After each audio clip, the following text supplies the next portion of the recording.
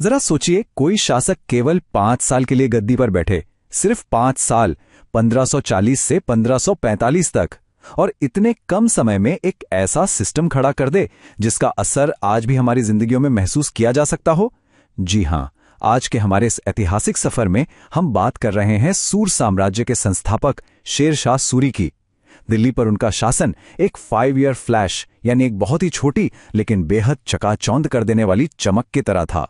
तो चलिए बिना देर किए सीधे इस दिलचस्प इतिहास में चलते हैं और देखते हैं कि इन 5 सालों का असली इंपैक्ट क्या था। चीजों को आसानी से समझने के लिए हमने इस पूरे सफर को कुछ अहम हिस्सों में बांटा है। सबसे पहले फरीद से शेर शाह बनने की कहानी, फिर उनके बनाए गए बेजोड़ वास्तुशिल्प, उसके बाद रुपया और उनका राजस्व सिस्टम, फिर कैसे उन्होंने अपने इतने बड़े साम्राज्य को जोड़ा, और आखिर में उनका वो अंतिम युद्ध। तो आइए सबसे पहले बात करते हैं उनके शुरुआती सफर की, कि कैसे एक आम सा लड़का फरीद हिंदुस्तान का शेरशाह बन गया। इतिहास में अक्सर कुछ ऐसी पहेलियां होती हैं जो कभी पूरी तरह सुलझ नहीं पाती। शेरशाह, जिनका असली नाम फरीद खां था और जो सासाराम के एक जमींदार हसन खां के बेटे थे, उनके जन्म को लेकर भी ऐसी ही एक पहेली है। जन्म के साल को लेकर 2 अलग अलग थियरीज हैं। डॉक्टर के कानूनगो मानते हैं कि उनका जन्म 1486 में नारनौल में हुआ था, लेकिन इतिहासकार परंपरा शरण का कहना है कि नहीं, ये 1472 ईस्वी की बात है। खैर, जन्म का साल जो भी रहा हो, एक बात तो पक्की थी, ये लड़का आगे चलकर इतिहास बदलने वाला था। और इस बात का सबूत उनकी जवानी के एक किस्से से ही मिल जाता है। सुनिए, ये किसी एक्शन फिल्म के सीन से कम नहीं है।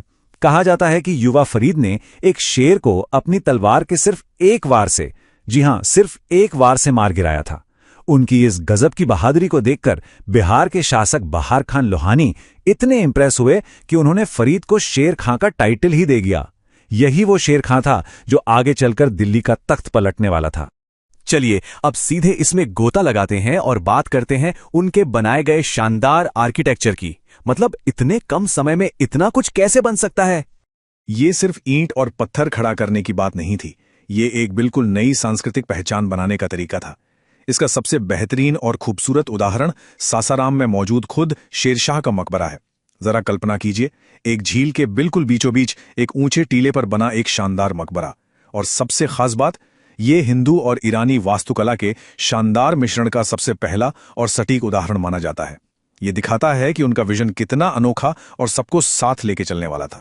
सिर्फ वो मकबरा ही नहीं, उन्होंने और भी कई बेमिसाल इमारतें बनवाईं, जैसे मजबूत रोहतासगढ़ का किला, दिल्ली में किला-ए-कोहना नाम की बेहद खूबसूरत मस्जिद, और यहां तक कि पुरानी कन्नौज की जगह उन्होंने शेरसूर नाम से अपना एक पूरा का पूरा नया शहर ही बसा डाला। अब हम आते हैं उनके शासन के उस हिस्से पर जिसने आधुनिक भारत की नींव रखी, उनका रुपया और राजस्व प्रणाली। अब यहां जो सबसे दिलचस्प बात है वो ये है कि आज हम अपनी रोजमर्रा की जिंदगी में जिस रुपए का इस्तेमाल करते हैं ना, उसकी शुरुआत असल में शेरशाह सूरी ने ही की थी। इतिहास में पहली बार उन्होंने 178 ग्रेन वजन का चांदी का रुपया जारी किया था। इसके साथ ही सोने की अशरफी और 380 ग्रेन वजन वाला तांबे का दाम भी चलाया गया। ये कोई छोटी मोटी बात नहीं थी, ये पूरी अर्थव्यवस्था के लिए एक बहुत बड़ा गेम चेंजर था। और इस सिस्टम को मजबूत करने के लिए उन्होंने एक फिक्स रेट तय किया, 1 और 64 का अनुपात, यानी 1:64। चांदी के 1 रुपए और तांबे के दाम के बीच का ये बिल्कुल सटीक विनिमय अनुपात था।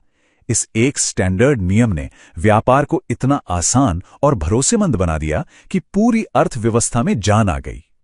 और बात सिर्फ बड़े सिक्कों की ही नहीं थी, रोजमर्रा के छोटे मोटे खर्चों के लिए भी तांबे के कई सिक्के थे। अधोला, पांवला, दमड़ी और जीतल। नाम सुने सुने से लग रहे हैं ना?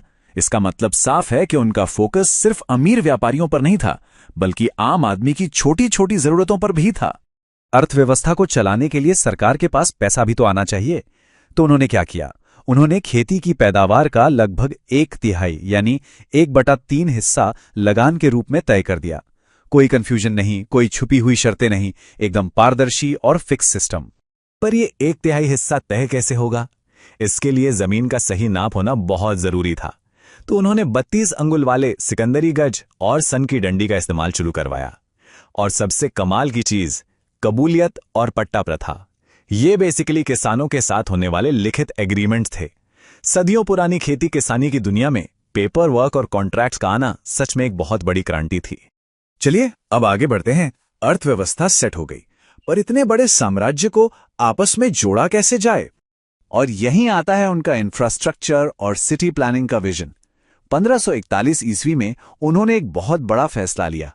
प्राचीन पाटलिपुत्र को एक नई पहचान दी और उसे पटना के रूप में फिर से स्थापित किया।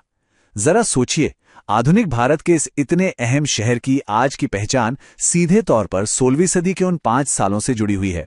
साम्राज्य को कनेक्ट करने के लिए उन्होंने ऐतिहासिक ग्रैंड ट्रंक रोड की मरम्मत करवाई। चिट्ठियों और सूचनाओं को तेजी से पहुंचाने के लिए एक प्रॉपर डाक प्रथा शुरू की। और हाँ, कल्चरल लेवल पर भी ये समय बहुत वाइब्रेंट था। पद्मावत लिखने वाले मशहूर कवि मलिक मोहम्मद जायसी इसी दौर में मौजूद थे। मतलब हर तरफ एक गजब की एनर्जी थी।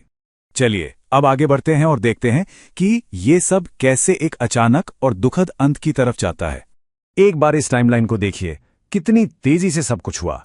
1540 में बिलग्राम की जंग जीतकर गद्दी पर बैठना, 1541 में पटना बसाना और 1545 में कालिंजर में अचानक सब कुछ खत्म। ये वाकई में एक 5 ईयर फ्लैश था जिसने पलक झपकते ही बहुत कुछ बदल कर रख दिया। उनके अंत की कहानी भी अपने आप में एक बहुत बड़ी विडंबना है। 22 मई 1545 कालिंजर किले को जीतने की लड़ाई चल रही थी। सामने थे कीरत सिंह।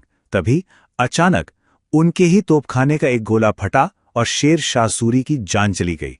उनके अपने ही हथियार ने उनकी जान ले ली। और फिर इस इतने बड़े और नए रिफॉर्म हुए साम्राज्य की कमान उनके बेटे इस्लाम शाह के हाथों में आ गई। तो आखिर में हम सब के लिए एक बहुत बड़ा सवाल छूट जाता है।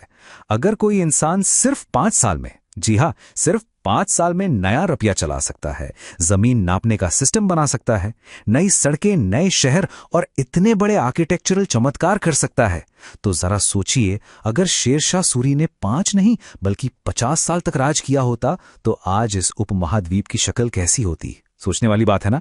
आज के इस ऐतिहासिक सफर में हमारे साथ जुड़ने के लिए आपका बहुत बहुत शुक्रिया।